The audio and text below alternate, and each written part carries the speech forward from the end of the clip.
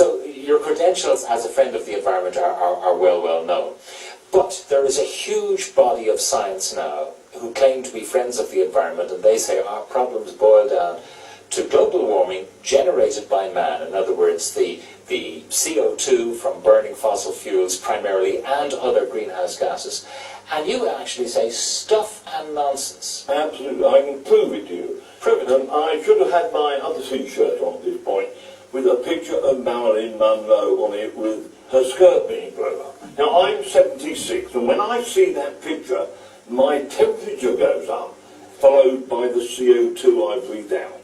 And when we look at all the ice cores that we studied, that's exactly what happens. The temperature goes up, and then CO2 sort of pouring out of the sea, and so it's not the driver of global warming. Oh, hang on a second. You were saying that whatever we burn in our cars and our power stations, that's of course producing CO2.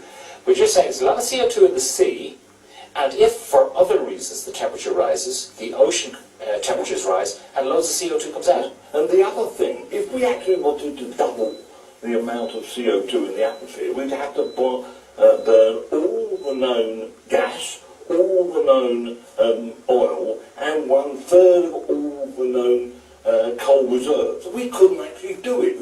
We'd have to clone Arthur Scargill and bring them back again. So again, and that would put the temperature up at the most by 2 degrees centigrade. But so you get CO2. You know it is warmer than it used to be. I mean, we all can anecdotally say, I remember as a kid, the night before I got up for school, I would throw a milk bottle full of water on the footpath outside, and the next morning I'd have a slide. Can't do that anymore. It just doesn't happen. Well, it's think what's happening at this moment. In fact, over the last decade, the temperature has not gone up, despite the fact we are pouring more CO2 into the atmosphere. And it's, and the link there, I mean, if you are putting more CO2 into the atmosphere, why isn't the temperature going up? And in the last 2 years, the whole of that rise of temperature, 0.7 of a degree centigrade, that's all it was, has disappeared. It's gone. It's gone, yes. And we are now, if you look at the real data, which is the sunspots on the sun, we are heading for 30 damn cold years. And they've already started. So that's your theory, that it is the sun, the activity of sunspots, that causes the rise in temperature? Absolutely. Not my theory. A theory of about 34,000 damn good scientists. So you can predict the cycles of sunspots, and therefore you can predict when it's going to get warmer and when it's going to be colder? Yeah, because there are cycles. And when we don't have any sunspots, that means we don't have those big plumes of energy coming from the sun, we get colder. And when we do have them, we get warmer. I've got a page from the United Nations Intergovernmental Panel on Climate Change. And it says carbon dioxide, methane, nitrous oxide have increased markedly as a result of human activities since 1750 and now far exceed pre-industrial values. And it goes on. And there are volumes and volumes and volumes of this stuff, penned by eminent scientists who all say that you're wrong and they're right. And there are many, many scientists, and as I say, 34,000 who don't believe in it. And no, there is nothing on the media about it. You hear one side of the argument, you never hear the other side. And if you travel up into the Sahara, I was up there last year, and because of the CO2 going up into the atmosphere, because plant needs CO2, I'm breathing out. If you drop a plant out there, you've been growing faster because of the CO2 I put out. And 300,000 square kilometres of the Sahara is growing trees now. And we're never told that. We are never told by things like the BBC, that they say, oh, all the lakes in Africa are dying because of global warming. They're not. We put blooming dams around. We're using all their water to grow our cut flowers. Is it true that in some countries they actually pump CO2 into tunnels to help plants to grow? Oh, absolutely. All our good horticulturists, they put CO2 in there to raise the level. And to put more carbon into the whole equation. equation. To put carbon. Because because they need it. We take in,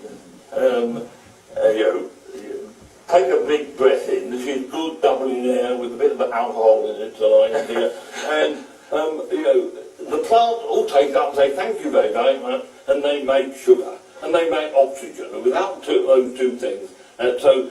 I'm afraid it is a total scam, and it's breaking very, very rapidly. You think it's a scam? You'd be that strong about it, that it is a confidence trick? I don't think it started off as a scam, but it's a wonderful, wonderful way of controlling and taxing people. This idea of a carbon tax. How can you tax carbon? How can you put things? But people have been making millions and millions of pounds on this, and most of these things simply allow rich countries to go on pouring out CO2, and I don't worry about CO2, but I do worry about sulfur dioxide, acid rain, and all those other things, and go on there. So they are indulgences like we had in the church, in medieval. So you pay for the freedom to to go on polluting. All right. The question, though, of burning oil, for example, which is used as a raw material for so many useful things. Wouldn't it be better not to be doing that, but produce our energy in another way? Well, if you can think of a good way of doing that, and of finding another source of energy. Wave, wind, tide? Well, they are very, I mean, if you want to get me on wind, I stopped my first wind farm on Blue Peter in 1996, since when I've been banned off television. You haven't seen me on television. I haven't, no. For a long, long time. Why? Do you think it's because you are challenging the modern orthodoxy? Yes, we have an orthodoxy here, and if you step out of that line, and it wasn't me, just me, I mean, they sacked Julian Pettifer, they sacked Robin Page, and they are just conservationists. And Robin Page used to do one man named dog. He was chucked off because he wouldn't toe the line and told lies about. Do you believe then that you could actually have a scientific debate and trade science with any of the people on this panel and prove them wrong? Well, the test comes on Sunday because I'm going back over, and we've got a debate in London about this very thing.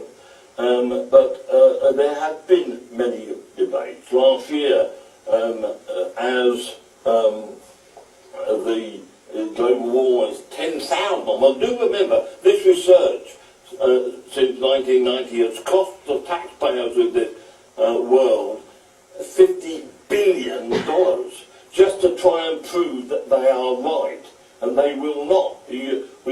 They have tried to get Al Gore to debate, and he won't stand up and debate, and these people will not stand up and debate. So there is another chance on Sunday, and I'll be down there rooting for the truth. I'd love to be there. David Bellamy, thank you very much for being with us.